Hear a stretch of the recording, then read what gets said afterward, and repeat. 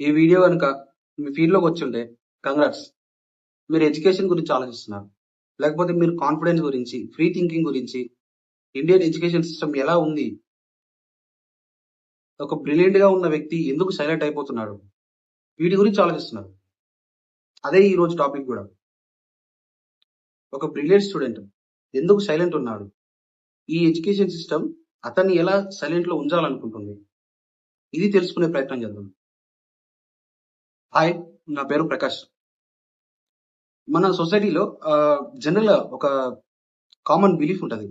ఎట్లా అంటే, ఒక పిల్లోడు పుట్టుకతోనే వాడు నాయకత్వ లక్ష్యాలతో పుట్టిండు, లేకపోతే పుట్టుకతోనే వాడికి ఒక కాన్ఫిడెన్స్ వచ్చింది, లేకపోతే పుట్టుకతోనే వీడు కొంచెం షైగా ఉంటాడు అని చెప్పేసి ఇట్లా బిలీవ్ చేస్తూ ఉంటారు. కానీ అది నిజమేనా? ఎందుకంటే అది జనరల్గా మనం నమ్మలేని విషయం. ఎందుకంటే కాన్ఫిడెన్స్ అనేది ఏ మ్యాజిక్ కాదు, లేకపోతే అదేదో దేవుడిచ్చిన గిఫ్ట్ కాదు. అది కాన్ఫిడెన్స్ అనేది ఒక ఎక్స్పీరియన్స్ ద్వారా వస్తుంటది. ముఖ్యంగా ఈ ఫియర్ ఏదైతే ఉందో మన జీవితంలో ఒక పెద్ద రోల్ని పోషిస్తుంది. ఎట్లా అంటే, ఒక్కసారి మన స్కూల్ లైఫ్ గురించి ఆలోచించండి. మనం 15 సంవత్సరాలు క్లాస్ రూమ్లో ఉంటాం. ఈ 15 సంవత్సరాలు కాలేజ్ కానీ స్కూల్ కానీ మనకు సబ్జెక్ట్సే కాకుండా మనం ఎలా ఉండాలి, ఎట్లా ఉండాలి అనే ఒక ప్రాసెస్ని చెప్తూ ఉంటుంది. నాకు డిగ్రీలో 2 ఫ్రెండ్స్ ఉండే. ఒకడేమో ప్రతి దాంట్లో యాక్టివ్ పర్ఫార్మెన్స్ ఇస్తాడు.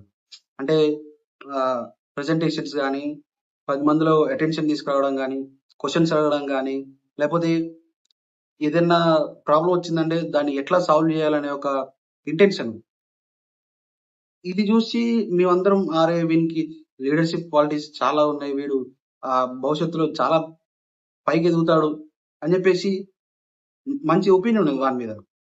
అది ఇంకొకడు కూడా, ఇప్పుడు వీళ్ళకి ఎట్లుందో ఇంకొకడు కూడా సేమ్ ఇవే పర్సనాలిటీస్తో ఉంటాడు.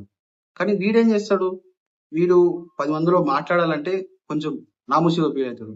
అదే ఒక ప్రెజెంటేషన్ ఇచ్చామనుకో, అరే ఏమిస్తావు ప్రెజెంటేషన్, నాకు కొంచెం భయం అవుతుంది అని చెప్పేసి అంటాడు. లేకపోతే అందరి ముందు కూర్చొని డిస్కషన్లో పాల్గొనాలంటే అందరూ వీడిని చూస్తారేమో, వీడు తప్పు మాట్లాడితే అదొక ఎంబారెస్మెంట్ లెక్క ఫీల్ అవుతాడు వీడు. అయితే ఆ కాన్ఫిడెన్స్ కానీ లేదని చెప్పేసి అందరూ అనుకుంటూ ఉంటారు, అంటే మా చుట్టుపక్కల ఉన్న ఫ్రెండ్స్. అయితే ఇందులో మనం గమనించాల్సిందంటే, అసలు వానికి ఆ కాన్ఫిడెన్స్ కోల్పోవడానికి కారణం ఏంటిది? ఎందుకంటే కొంచెం మనం బ్యాక్గ్రౌండ్లో చెక్ చేసినాం అనుకో, మనకు కొంచెం ఒక సొల్యూషన్ దొరికే అవకాశం ఉంటుంది. ఇప్పుడు ఫస్ట్ ఎవడైతే ఈ ఫ్రెండ్ ఉన్నాడో, వీని చుట్టూ ఉండే సమాజం కానీ, వీళ్ళ తల్లిదండ్రులు కానీ ఎట్లా వీన్ని పెంచారంటే, అరే వీడు మాట్లాడితే మంచిగా మాట్లాడుతుండు, లేకపోతే 10 మందిలో క్వశ్చన్ చేస్తుండు అని వీన్ని ఎంకరేజ్ చేశారు. వీళ్ళు మాట్లాడుతుంటే వీన్ని ముందుకు పుష్ చేశారు. ఆ బేటా మంచిగా మాట్లాడుతున్నావు, ఇంకొంచెం సరి చేసుకుంటే మంచిది, ఏదైనా మిస్టేక్ చేస్తే ఇది కొంచెం సెట్ చేసుకుంటే మంచిది అని చెప్పేసి అన్న ఒక వాన్లో ఒక కాన్ఫిడెన్స్ బిల్డ్ చేశారు. అయితే ఇంకొకటి వీడు ఉండు కదా, సెకండ్ పర్సన్. వీడెట్లా అంటే, వీడు ఒక క్వశ్చన్ వేసింది అనుకో, నువ్వేందుకు మాట్లాడతారా, నీకు తెలియదు, నువ్వు పక్క జరుగు అని చెప్పేసి అంటారు. లేకపోతే ఆ వాళ్ళ బాబాయ్లతోని కానీ మావయ్యలతోని కానీ, మావయ్య ఇది పరిస్థితి, మనం ఇది చేద్దాం అనుకుంటున్నాం అంటే, అరే నీకేది తెలియదు, నువ్వు పక్కన కూర్చో, నేను చెప్పింది నేను. ఒకవేళ వీళ్ళని క్వశ్చన్ చేసినాం అనుకోండి, అదొక పెద్ద తప్పు లెక్క ట్రీట్ చేస్తారు. ఈ పోతూ పోతూ పోతూ వాడు ఏమనుకుంటాడంటే, ఈ విజిబుల్ గా ఉంటే, లేకపోతే నేను పబ్లిక్ లో ఉంటే అది పెద్ద డేంజర్ అని చెప్పేసి వీడు ఫిక్స్ అయిపోతూ ఉంటాడు. సపోజ్ ఇప్పుడు మీ గురించే మాట్లాడదాం. మీరు చిన్నప్పుడు ఎట్లా ప్రవర్తించేవారు, క్లాస్ రూమ్లో ఎట్లా ఉండేటవారు, వీటి గురించి చర్చించాం అనుకో, మనకు ఒక సింపుల్ ఐడియా వస్తుంది. ఎట్లా అంటే, మీరు చిన్న ఉన్నప్పుడు మీరు క్వశ్చన్స్ అడిగినప్పుడు క్లాస్ అంతా నవ్వింది అనుకో, మీకు ఏమనిపిస్తుంది? ఒకవేళ మీరు ఏదైనా డౌట్ అడిగినప్పుడు ఇదేం డౌట్ రా, ఈ మాత్రం తెలియదా వీరికి అనే ఒక ఫీలింగ్ మన క్లాస్ రూమ్, మన ఫ్రెండ్స్ చుట్టూ వచ్చింది అనుకో, అప్పుడు ఏమనిపిస్తుంది? లేకపోతే నువ్వు బై మిస్టేక్, మేడం ఈ ఆన్సర్ ఇది కదా, ఇది ఎందుకు రాశారు అంటే, ఇది కాదు ఇదే బాబు అని చెప్పేసి టీచర్ చెప్పినప్పుడు అరే నా మిస్టేక్ అయిందా అని చెప్పేసి మీ చుట్టూ ఉన్న మీ ఫ్రెండ్స్ మీ వాళ్ళనే అవుతారు. అప్పుడు ఏమనిపిస్తుంది? ఇట్లా ప్రతిదీ మెల్లమెల్లగా మెల్లమెల్లగా ఒకసారి 2 సార్లు 3 సార్లు ఇట్లా జరిగే కొద్దీ ఆ రిస్క్ తీసుకోవడం అనేది బంద్ చేస్తారు ఇక. ఆ తర్వాత ఏమైంది? మీరు క్వశ్చన్ చేయడం బంద్ చేస్తారు. లేకపోతే మీ ఒపీనియన్ ఎక్స్ప్రెస్ చేయాలంటే మీ గొంతు తడబడుతూ ఉంటుంది ఇక. కానీ ఈ సొసైటీ దాన్ని ఏమంటది? అరే వీనికి కాన్ఫిడెన్స్ లేదు, లేకపోతే వీనికి ధైర్యం లేదు, వీడు మాట్లాడలేకపోతుండు అని చెప్పేసి అంటది. కానీ నిజంగా వానికి కాన్ఫిడెన్స్ లేదా? అది ఆలోచించాలి మనం. ఎందుకంటే కాన్ఫిడెన్స్ అనేది ఎప్పుడు ఈ సేఫ్టీలో పెరుగుతుంది, కానీ భయం మాత్రం హ్యూమిలియేషన్ లో పెరుగుతుంది. ఆ తర్వాత ఏమైందంటే ఈ భయం కాస్త మన బాడీలోకి ఎంటర్ అయిందనుకో, మన మనసు ఒక్కటే ఈ భయాన్ని తీసుకోవడం కాదు, మన బాడీ కూడా ఈ భయానికి అడాప్ట్ అవుతుంది. ఎట్లా అంటే మీ చేతిలోనే చేతులు చేతులకు చెమటలు పడతాయి, గుండె గుండె వేగంగా కొట్టుకుంటుంటది, లేకపోతే మన బాడీ మొత్తం షివర్ అవుతుంటది, చెమటలు పట్టేస్తుంటాయి బాడీ అంతా. మీ మీ గొంతు మాట్లాడడానికి వణుకుతూ ఉంటది, ఆ వాయిస్ బయటికి రాదు ఇక. మెల్లమెల్లగా మన బాడీ ఈ భయాన్ని మనసులో కాకుండా బాడీలోకి ఇంజెక్ట్ చేసుకుంటది. ఇందులో ఇప్పుడు ఈ ఫియర్ యొక్క మెకానిజం చూడండి. అంటే ఈ ఫియర్ కాన్ఫిడెన్స్ ని ఎట్లా డిస్ట్రాయ్ చేస్తుందని చెప్పడానికి ఒక మెకానిజం ఉంటది కదా, ఏదైతే రన్ అవుతుందో ఇప్పుడు మన సొసైటీలో. అందులో ఫస్ట్ ఏంటంటే ఫియర్ అనేది సైలెన్స్ ని నేర్పిస్తుందని చెప్పాము. ఎట్లా? ఒక స్టూడెంట్ మాట్లాడడం రిస్క్ అనిపించినప్పుడు, ఒకవేళ మిస్టేక్ చేస్తే ఏమనుకుంటారో అని చెప్పేసి మాట్లాడడం రిస్క్ అని చెప్పేసి సైలెంట్గా ఉంటాడు. అప్పుడు ఆ సైలెన్స్ ఇతనికి సేఫ్ ప్లేస్ అనిపిస్తుంది. ఆ సేఫ్ ప్లేస్ ఎందుకంటే ఇప్పుడు వాడు వాడికి మాట్లాడడానికి ఏం లేక కాదు.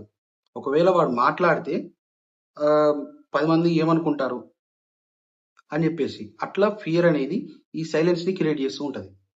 సెకండ్, ఫియర్ అనేది మిస్టేక్స్ ని పనిష్ చేస్తూ ఉంటది. లెర్నింగ్ అంటేనే మిస్టేక్ చేయడం కదా, కానీ ఆ మిస్టేక్ చేస్తే ఈ క్లాస్ రూమ్ అనేది ఊరుకుంటుందా? అతన్ని హ్యూమిలియేట్ చేయడం కానీ పనిష్ చేయడం కానీ చేస్తూ ఉంటుంది. అప్పుడు ఆ స్టూడెంట్ ఏం చేస్తాడు? అసలు నేర్చుకోవడానికి ప్రయత్నిస్తాడా? అక్కడికి ఆపేస్తాడు. భయం అనేది క్వశ్చనింగ్ ని లేకుండా చేస్తుంది. క్వశ్చనింగ్ అనేది ఎడ్యుకేషన్ కి ఒక ఫౌండేషన్ లెక్క. నువ్వు ఆ ఫౌండేషన్ నే మార్చేయాలనుకుంటున్నావు. ఎట్లా? మనం చిన్నప్పటి నుంచి తక్కువ మాట్లాడు ఎక్కువ విను ఇలాంటి ఫ్రేజెస్ తోని మనల్ని చిన్నప్పటి నుంచి ఆ క్వశ్చనింగ్ మోడ్ ని చేంజ్ చేశారు మనది. ఈ ప్రాసెస్ అంతా జరిగిన తర్వాత మనకి ఈ ఒబీడియన్స్ స్టూడెంట్ వస్తారు, కానీ క్రిటికల్ గా థింక్ చేసే వాళ్ళు లేకపోతే సొంతంగా ఆలోచించే స్టూడెంట్స్ బయటకు వస్తారా? రారు. సొసైటీ మీద కూడా అదే ఎఫెక్ట్ పడుతుంది. క్వశ్చన్ చేసే సిటిజన్స్ ఉంటారా? ఉండరు. ఫాలో అయ్యే సిటిజన్సే ఎక్కువ ఉంటారు. ఫోర్త్, ఫియర్ అనేది ఒక ఐడెంటిటీ లెక్క చేంజ్ అయింది. ఎట్లా?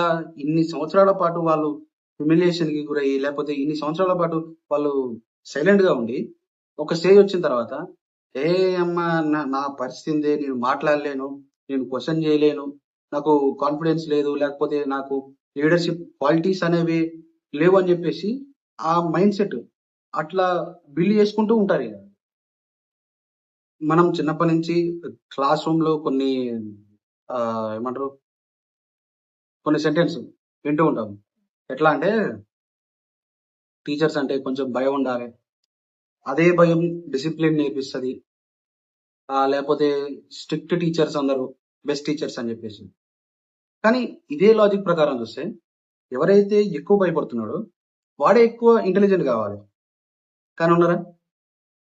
ఫియర్ అనేది సైలెన్స్ ని, ఒబీడియన్స్ ని, మెమరైజేషన్ ని క్రియేట్ చేస్తుంది. కానీ లెర్నింగ్ ప్రాసెస్ లో, నేర్చుకోవడంలో ఇవి సరిపోవు. లెర్నింగ్ ప్రాసెస్ లో ముఖ్యంగా కావాల్సింది క్యూరియాసిటీ కావాలి, క్వశ్చనింగ్ కావాలి, మిస్టేక్స్ జరగాలి. మిస్టేక్స్ జరుగుతూనే అక్కడున్న ఆ వాతావరణం ఇది కాదు, ఇది అయి ఉండొచ్చు అని చెప్పేసి ఒక క్రిటికల్ థింకింగ్ ప్రాసెస్ అనేది డెవలప్ అవుతూ ఉంటది. కానీ ఫియర్ ఉన్న చోట ఇవన్నీ ఉంటాయా? నాకు ఇప్పటికీ ఒక సిచ్యువేషన్ గుర్తుంటది. ఎవరైతే పిల్లలు ఆ క్లాస్ రూమ్ మొత్తం సైలెంట్‌గా ఉంటారో, టీచర్ దాన్ని డిసిప్లిన్డ్ క్లాస్ రూమ్, లేకపోతే ఈ పిల్లలందరూ చాలా డిసిప్లిన్‌గా ఉన్నారని. కానీ వాళ్ళకి తెలియని విషయం ఏంటంటే టీచర్ ఎక్కడ కొడతదో అనే ఒక భయం. అక్కడ వాళ్ళు సర్వైవ్ అవుతున్నారు. అది గమనించాలి మనం.